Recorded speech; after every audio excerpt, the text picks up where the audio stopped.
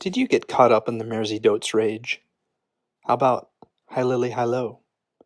Have you ever bought a statue of a pissing Cupid? Attended a church-sponsored Tom Thumb wedding? Do you tie ribbons in your dog's hair, or smarten him up with a rhinestone collar? If the answer to any of the above is yes, then chances are you'll dote on Bugsy Malone, a first feature by an English writer-director, Alan Parker, made with a cast of children, average age 12. Bugsy Malone isn't actually about children, and it doesn't use children to make a satirical comment on the adult world either.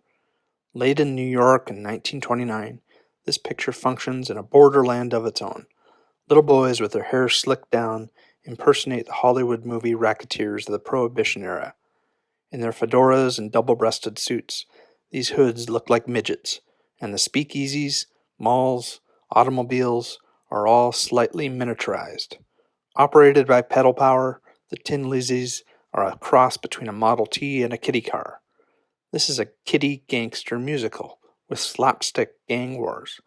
One side is armed with cream cakes, the other with splurge guns that shoot thick patties of white goo. The setting is a meticulously detailed dollhouse world for the audience to coo over.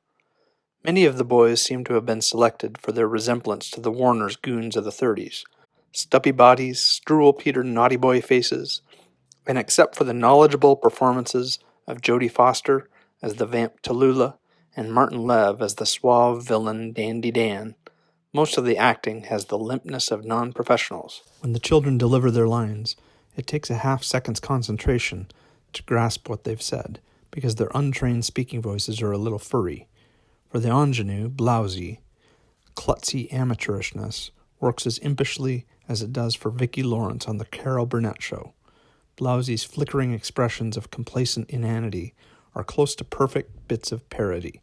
When Blousy and Tallulah, the good girl and the bad girl, spot each other, there's a teasing depravity in the contest of Lolita sirens who don't yet have cheekbones. But nothing comes of their rivalry for the nice guy underworld hanger-on Bugsy, played by Scott Baio, a trim boy with precise features and an easy, pretty smile. Alan Parker has a very perfunctory sense of drama.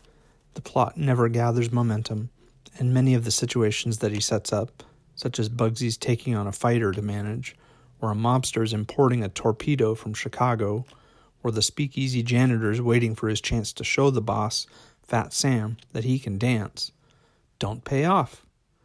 The boys, much duller and more innocuous than the girls, go through their gangster charades like puppets. We're not watching actors in a story, we're watching kids doing a stunt, and so we're primed to ooh and ah the way the audience does for a chimp on the Carson Show. This film operates on darlingness, on reactivating the cliches of gangster films and musicals by using children in place of the Hollywood performers of the past. At 32, Parker is already a veteran of British television, where he often made commercials that spoofed old movies.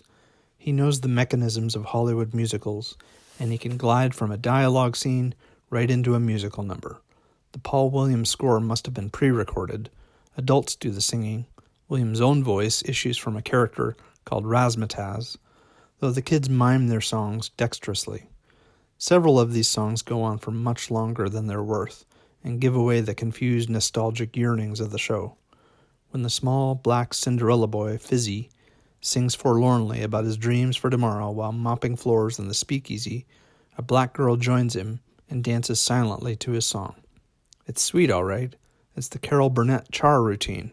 Such a guaranteed, touching crowd pleaser that Burnett has almost totally abandoned it. But with kids in the roles, Parker can milk the audience with turns that are too shameful for a self-respecting TV artist. When Blousy thinks she's been stood up by Bugsy, she mouths an interminable number about being an ordinary fool with an ordinary dream, which is meant to soften us to a jelly. And at the finale, after the rival gangs have splattered each other in a slapstick battle, everybody joins in an inspirational chorus. You could be anything that you wanted to be. You give a little love and it all comes back to you. Bugsy Malone apparently originated in the stories Alan Parker made up for his children during car trips.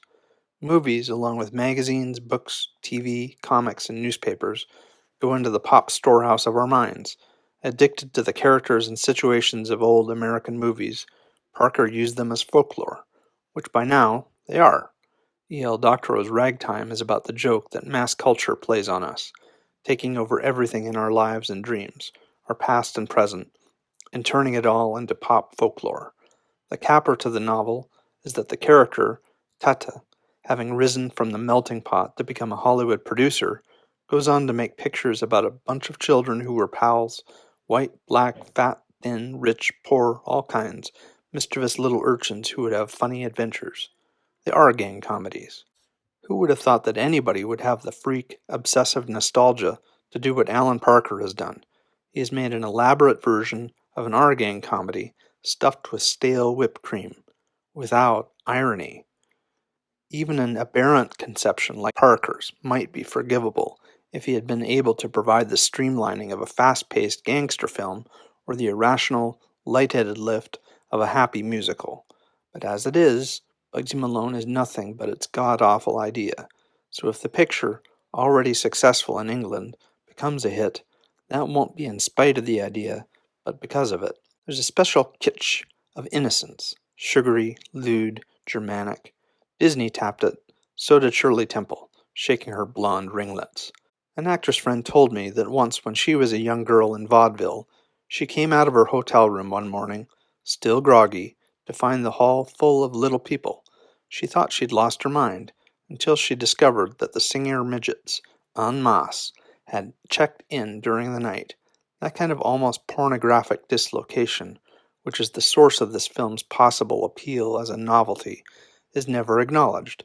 The camera lingers on a gangster's pudgy, infantile fingers or a femme fatale's soft little belly pushing out of her tight satin dress, and it roves over the pubescent figures on the chorus line, but the movie stays on the level of refined, wholesome grotesqueness, like Disney without the energy, and never takes up the underlying suggestiveness and creepiness of its own material.